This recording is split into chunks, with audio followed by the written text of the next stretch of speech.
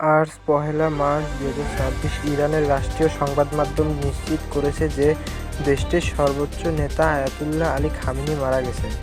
এ ঘটনা সম্পর্কে সর্বশেষ প্রাপ্ত তথ্যগুলো নিচে দেওয়া হলো। মৃত্যুর কারণ: 28 ফেব্রুয়ারি রাতে এবং 1 মার্চ ভোরের দিকে ইরান জুড়ে যুক্তরাষ্ট্র ও ইসরায়েলের একটি শক্তিশালী যৌথ বিমান হামলা চালানো হয়। তেহরানে খামেনির নিজ কার্যালয় এবং বাসভবনে এই হামলা চলাকালীন তিনি সেখানে অবস্থান করেছিলেন বলে জানা গেছে। নিশ্চিত করে শুরুতে ইরানের পক্ষ থেকে অস্বীকার করা হলেও আজ সকালে ইরানের রাষ্ট্রীয় টিভি এবং বার্তা সংস্থা IRNA আনুষ্ঠানিকভাবে তার মৃত্যুর খবর নিশ্চিত করেছে। তাকে শহীদ হিসাবে অভিহিত করা হয়েছে।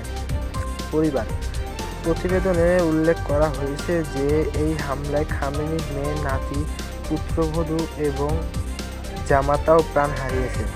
রাষ্ট্রীয় শোক: খামেনির মৃত্যুতে ইরানের 40 দিনের রাষ্ট্রীয় শোক এবং আগামী 7 দিনের জন্য সাধারণ ছুটি ঘোষণা করা হয়েছে।